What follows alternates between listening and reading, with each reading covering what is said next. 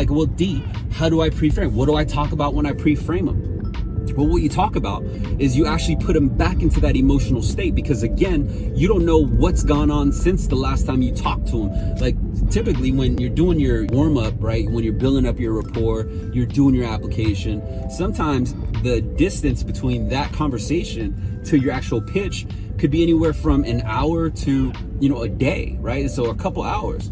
And so there's a lot of things that happen in our lives in between that. And we have to be empathetic enough to understand that they may not necessarily be in that zone anymore. They could have very well forgotten about the things that they talk to you about, because they don't talk about things that we talk about all day, every day. To us, it's clockwork, right? So we kind of expect them just to remember every single thing, but there's a more scientific way to go about it, and it's actually pre-framing them. So what you're talking about is you're using the words that you were able to capture or gather and collect from the initial rapport conversation or the application.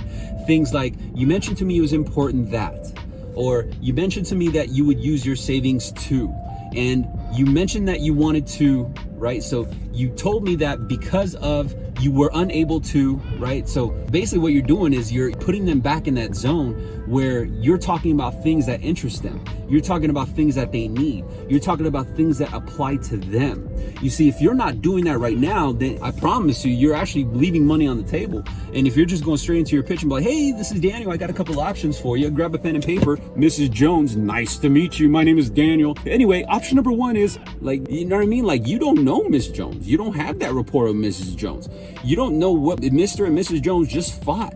You don't know if they just got some bad news, or if they just got, some news that doesn't even pertain to you, but they're just not in the mood to hear your So you got to be thoughtful, man. You got to prepare your information in a way where you're coming in sharp, crisp, and clear, and you're being about as efficient with your time as possible, because the last thing you want to do is do that pitch and then end up having to chase them because you didn't do it correctly. You were not prepared.